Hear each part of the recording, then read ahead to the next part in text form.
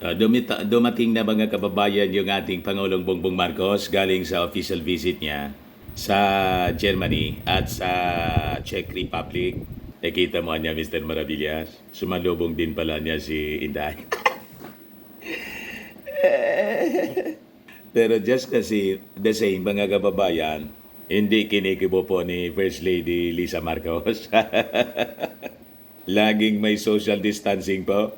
Doon pa lang sa arrival, pagbaba sa eroplano po, mga kababayan, malawak yung social distancing. Hanggang doon, mga kababayan, sa pag-arrival speech ng ating Pangulong Bongbong, alatang-alatang iniiwasan po. Pero ang magaling po talaga, yung ating Pangulong Bongbong Marcos, pinapakitaan niya ng mabuti si Inday. Despite mga kababayan ng nangyari, nang lumarga siya papuntang Germany, imbes magasikaso sa trabaho niya as caretaker ng ating bansa, nandun siya sa evil rally, prayer rally ni Pacquiao. Ng mga nandoon, mga kababayan, may layuning patalsikin yung ating Pangulong Bongbong Marcos at iluklok siya bilang Pangulo. Talaga niya kapal, Mr. Maravilla. Nagawa pang magsalubo. At tingnan ninyo, mga kababayan, ang trato ng ating Pangulong Bongbong Marcos kay Inday. Mabuti pa rin ang pagtrato sa kanya. Ito yung bumaba yung ating Pangulong Bongbong Marcos with the First Lady Lisa Marcos sa aeroplano. Ayan ba? Tapos si Inday, mga kababayan, nandun. Si Mrs. Lisa Marcos, umuna na po. Ito si Mrs. Lisa Marcos. Nandun si Inday. Ito yung ating Pangulo. Talagang purposely, parang gusto nang talagang iniwan niya po. Nagmamadali po. Pero sabi nga natin, naintindihan ng ating mga mamamayang Filipino kung bakit ganon ang damdamin po ni Mrs. Lisa Marcos.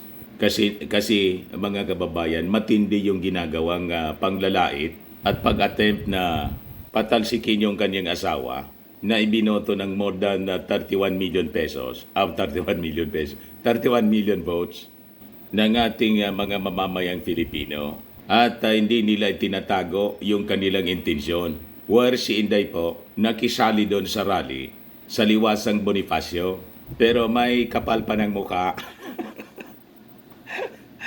na sumalubong sa ating Pangulong. You see? But before ko, mga kababayan, ibigay sa inyo yung full story, click subscribe muna dito sa ating YouTube channel and hit the notification bell para lagi po kayong updated sa mga kaganapan dito sa ating bansa. Like and share na rin po ninyo ng ating video. At huwag na rin po ninyo na skip yung ating mga commercial ads para tuloy-tuloy lang ang pag-unlad ng bagong Pilipinas. Sa mga naghanap po ng malinis and spacious fitness gym, punta lang po kayo sa aming Colossal Fitness Gym. We also offer Grab Car Rental with our brand new 2023 model ng Toyota Innova. We also accept booking for those who are planning to travel via PAL, Cebu Pacific, and other airline companies, local and international. And bills payment for Meralco Bills, Aleco Bills, PLDT, etc. Kahit saan po kayo gusto na mag-travel sa iba-ibang bansa, pwede na kayo magpa-booking dito sa amin. Pati sa mga hotels, may maya po kami dito, saka may bayad center na rin. Ang Colossal Fitness Gym is located at 3rd floor Security Bank Building, Landco Business Park, Legazpi City, Albay. For inquiries, look for Jilon Maravillas. Contact number 0966-802-0949. Yan ang aming Innova. Lagi nang matao sa amin po. Na-set up na rin po yung mga bagong gym equipments namin. May treadmill na rin po kami. Ito naman po, mga kababayan, yung bagong product namin binibenta online, iGlow Serum. Galing po itong South Korea. Whitening po siya. Sa mga inquiries po ninyo, dumiretso na lang kayo sa aking anak na architect, Chris Maravillas, on Facebook. Ito naman po, Firmax Firming and Lifting Cream, pinapahid po sa mga pulses in affected area. Mahinam po sa paninigas ng mga kasuan, saka sa mga pains. Ito, Automax Radiant Serum, sa mukha yung application, anti-aging po siya. You will look 10 years younger than your age. Sa mga cancer patients naman po, baka lang gusto ninyo itong itry. Name siya Red Mix Fruit Drink. Hindi man po siya gamot, food supplement siya. Kaya lang, gawa siya mga kababayan sa goji berry. Yung goji berry may anti-cancer properties. Ayos pa? Ayos na ayos niya, Mr. Maravillas. Balik tayo mga kababayan sa ating kwento. Sabi ng ating Pangulong Bongbong Marcos sa kanyang arrival statement kahapon, for Czech Republic niya, I received business agreements in pivotal sectors such as semiconductors in IT, BPM that underscore a shared commitment to bilateral cooperation, facilitating exchange programs and skill enhancement initiatives. I'm glad anya to announce that my Germany visit resulted in business agreements for projects with an aggregate value of 4 billion US dollars in the sectors of renewable energy, manufacturing, healthcare, innovations, and startups, IT, BPM, minerals processing, agriculture, and aerospace. Di ba? Mga kababayan, nakakatuwa yung mga sakripisyo ng ating Pangulong Bongbong Marcos. Nasabi ng Tatay Minday, pasyal ng pasyal. Inggit mga kababayan kasi walang mag-invite sa kanya noon. Inaaway-away niya yung mga world leaders. Paano kang i-invite para tulungan yung ating bansa? Ang barkada lang niya po si Xi Jinping. Ang binabarkada niya, yung leader na gustong kamkamin yung ating teritoryo. Saan kapulutin yan mga kababayan? Yung mga bansang gustong tumulong sa atin, inaaway-away niya, including Amerika. Pati yung Santo Papa, pinagmumura. O, di ba? Tingnan natin yung kanyang arrival. Mga kababayan, i-play natin ito. Madali lang. Yan po. Mga kababayan, yun ating puging-puging presidente at napakagandang first lady na gustong sampalin ng back-to-back ni Glenn Chong. Palibasa niya Mr. Maravillas, Chinese, si Glenn Chong. Ang sasama talaga po ng mga ugali niya. Tingnan ninyo mga kababayan. Ayan, humiwalay na si Mrs. Lisa Marcos. Ayan si Inday. Sumusunod si Inday, mga kababayan. Agikita ninyo yan. Ito na po. Yan yung ating sundalong presidente kay isnabi po magsalot. O, di ba? Yan. Ayun si Inday doon sa likod, Si Mrs. Marcos, nauna na po.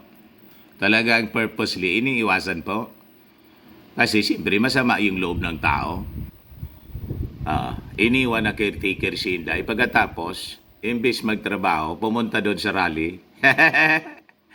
Rally na gustong magpatalsik, mga kababayan, nananawagan na mag-resign yung ating Pangulong Bongbong Marcos at siya mismo yung iloklok. Saan kapulutin yan? Pero tingnan ninyo, napaka-civil, mga kababayan ng ating Pangulong Bongbong Marcos.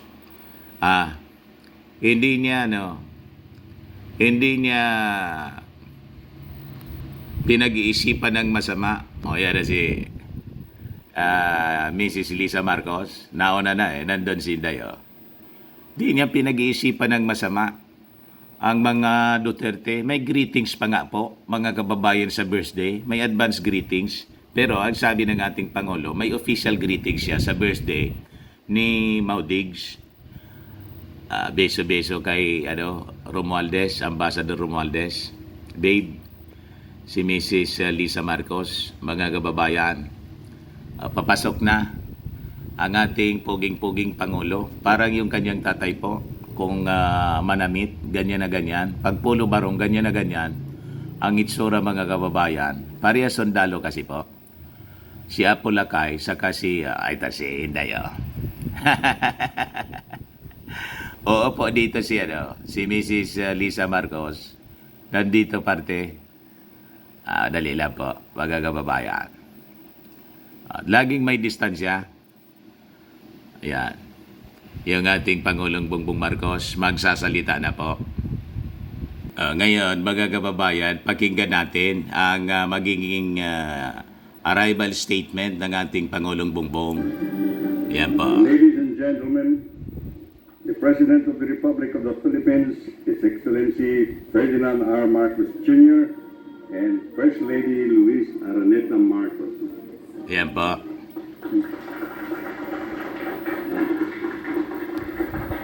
Arrival po siya. Secretary Nania, for your introduction. All of it, please take your seat. The Cabinet Secretaries present here today, our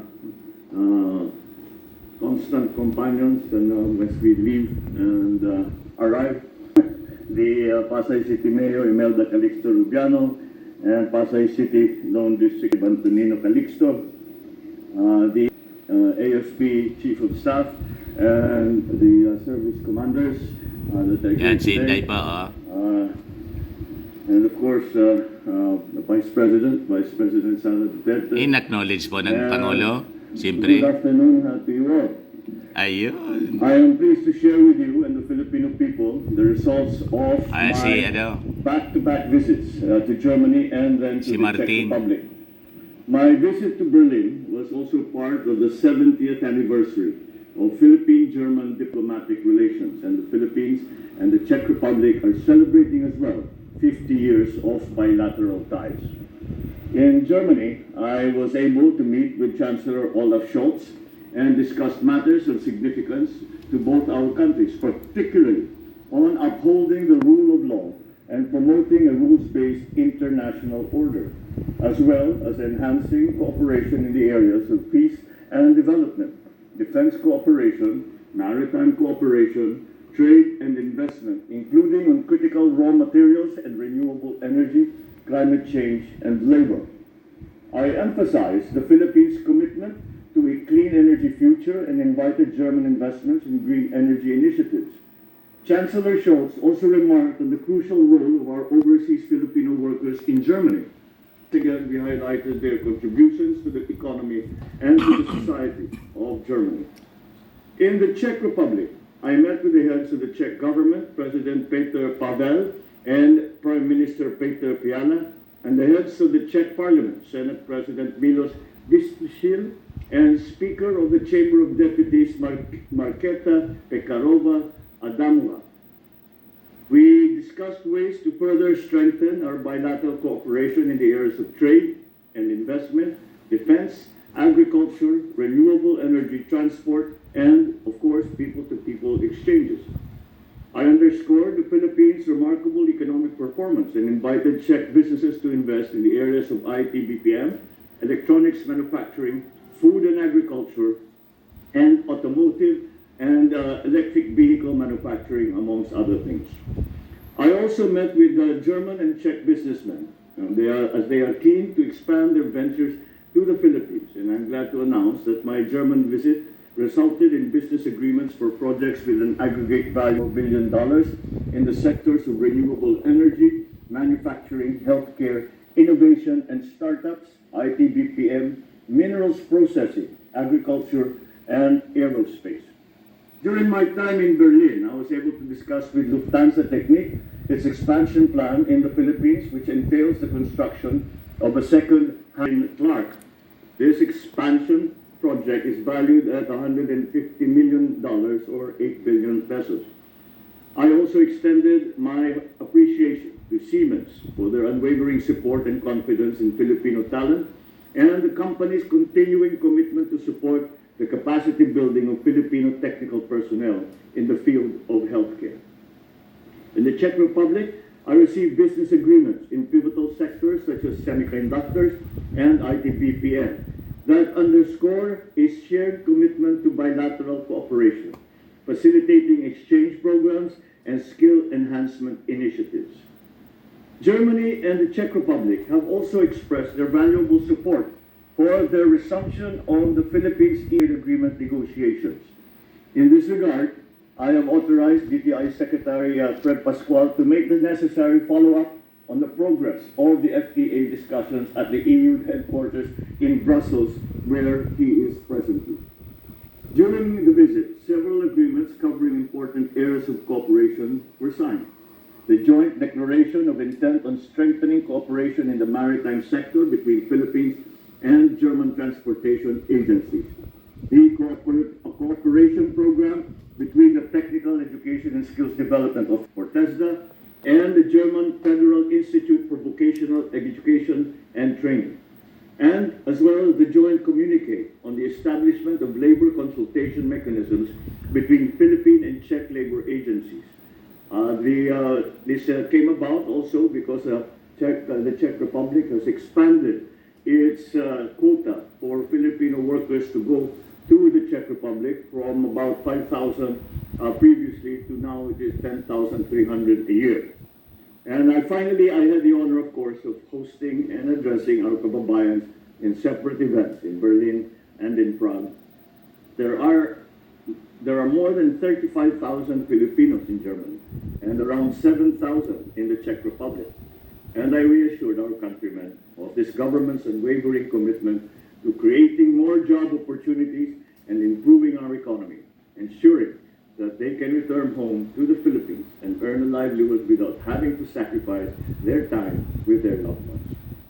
Overall, I am confident that these visits to Germany and the Czech Republic have strengthened our bonds with these two countries in Central Europe and created opportunities for cooperation and prosperity. Thank you all. Maraming salamat at magandang hapon po sa inyo lahat. Ganyan po, mga kababayan, usap-usap sila ni Inday, yung ating Pangulong Bongbong Marcos. Si Mrs. Marcos nandun, nakatalikod. Tingnan ninyo ang pagkatrato ng ating Pangulo kay Inday. Ayan, may pangiti-ngiti pa si Inday. Parang wala lang na nangyari na pagpunta doon sa Liwasang Bonifacio.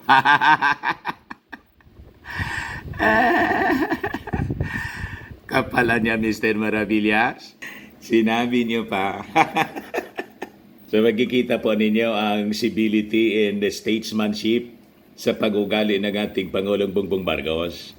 Kahit siya po inaaliposta, pati ng kanyang asawa, ng mga minions, mga kababayan ni Maudix, hindi sila nagpapakita ng masasama na pag-uugali, na pagtrato. Tinatrato pa rin nila ng maayos. Ito yung sabi nga, totoong Christian love, love thy enemy.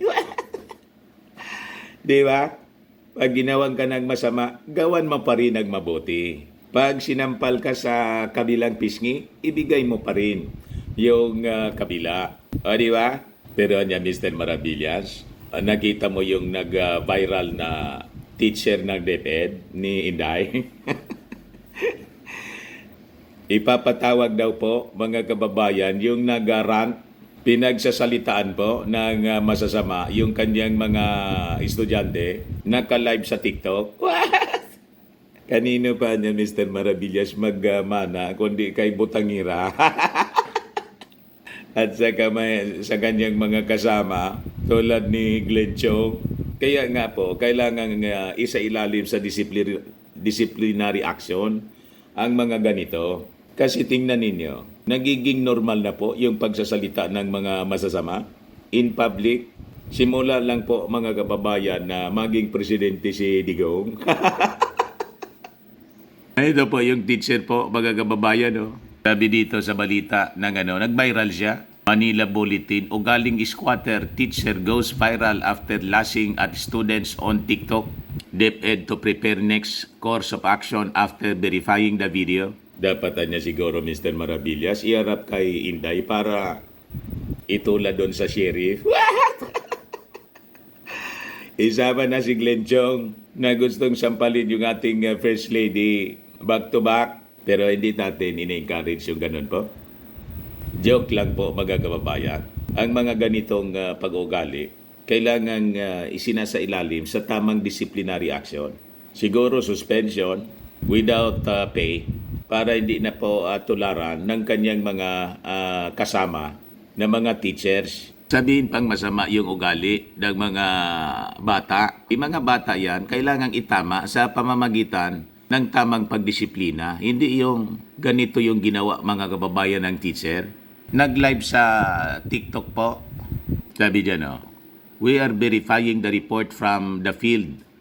DepEd's Deputy Spokesperson and Assistant Secretary Francis Bringas told reporters in a Viber message on Saturday, March 16 kahapon. Bringas was referring to a video showing a female teacher getting angry with her students. The said outburst was live streamed by the alleged teacher via TikTok. Sama talaga niya, Mr. Maravillas, yung impluensya ng sekretary. Yung sekretary po, sanay magsalita ng mga masasamang pananalita, tambaluslos. Kung sekretary nga ng DepEd po, nagsasalita ng masasama, ano pa yung teacher? Di ba? Kaya nga, Mr. Maravillas, kailangang si Inday, palitan na as DepEd Secretary. Dapat sana ganon. Kailang inaayaan na lang muna ng ating Pangulong Bongbong Marcos para hindi tuluyan ng mag-amok yung pamilya Duterte. Pag tinanggal yan mga kababayan, lalong mag-amok si Maudings. Magiging ballistic na po. Hindi nga iinaano. Sige salita ng mga masasama, lalo pa kung tanggalin si Inday. Kaya tinapakisamahan na lang mga kababayan ng ating Pangulong Bongbong. Sabi rito, this will require a complete incident report to determine the next course of action in accordance with existing DepEd policies, sabi po ni Bringas. The viral video, which is currently making rounds on Facebook and X, shows an upset teacher lecturing her students. The 2-minute 11-second video shows a teacher inside a classroom calling out her students for their bad behavior. Kinall out niya yung mga mag-aaral niya ng bad behavior. Pero yung pinakita niya po, bad behavior din. Paano mo didisiplinahin ang mga bata, sabihin pag masasama yung ugali? Maintindihan natin, bata yon. Ang masama yung teacher. Naturingan kang teacher. Tapos, masama na yung ugali ng mga mag-aaral mo. Masama din yung ugali mo. O di pari-parehas na kayong masasama. Di ba? The visibly upset teacher used very harsh words such as ugaling squatter. Imagine that. Ingrato. Walang mararating sa buhay. And wala kayong lugar sa mundo. Parang Duterte lang po, mga kababayan. Ganon na ganon magsalita. Baka po DDS yung gano, teacher.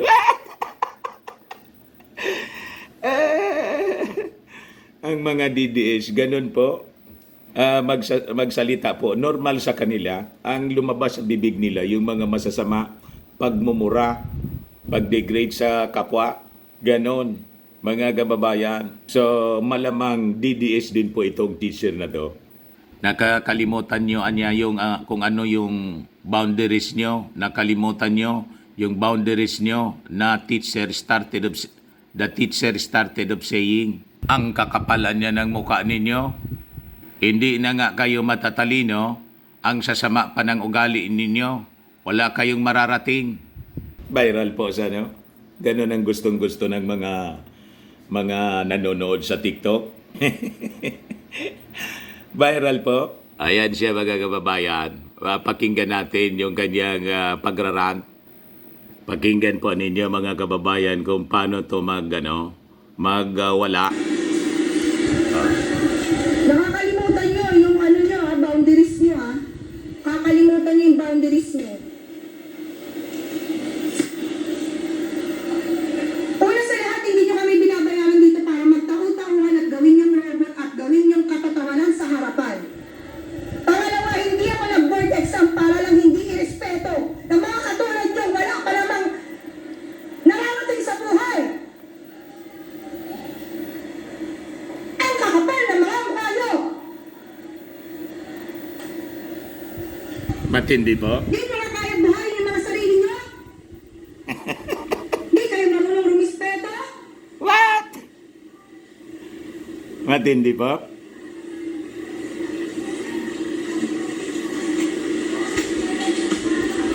Ganon. Mag-board exam din kayo para malaman nyo. Nagyabang. Hanggang saan kayo. Baka hindi pa nga kayo pumasa eh. Hindi mag-degrade ng Hindi tao naman po. kayo matalino eh. Sama pa ng ugali. Wala kayong mararating. May teacher pong ganon. Ako na nagsasabi sa inyo. Wala kayong lugar sa mundo. This is foul, mga kababayan. Very foul. Bumaba ka na doon. Tatawa ka pa. Grato. Ganon. Ugali squatter. Matindi po, oh. Parang may sanib, oh. Yung mararating sa buhay. Walang mararating sa buhay daw. So siya, may narating na sa buhay kasi. Naging teacher na siya, pumasa sa board exam, mga kababayan. Pero sa good manners, bagsak. Ang tawag ng mga matatanda sa ganitong pag-ugali, kahit graduate po, ang tawag ng matatanda noon, mal-edukado. So, walang kwenta, mga kababayan, kung ano yung tinapos ng isang tao. Pag hindi mo naayos yung iyong pag-uugali, di ba? That is useless, mga kababayan. Dito lang pinakita ng teacher yung kanyang pagiging mal-edukado. Sabi nga sa kasabihan, mga kababayan, the real education is your attitude and behavior with others. It defines your entire personality, no matter how qualified you are. Unknown. Tama pa, mga kababayan? Useless po ang edukasyon pag masama ang ugali po. Ang tawag po ng mga matatanda dyan, mal-edukado. Naturingang nakagraduate ka, naturingang may license ka as teacher. Pag masama ang ugali mo, tulad nitong teacher na nag-run po sa minaliit yung kanyang mga mag-aaral, ang tawag niyan po, mal-edukado. Ayos? Ayan man lang po, mga kababayan. Ako po si Dante Maravillas. Bye-bye. God bless.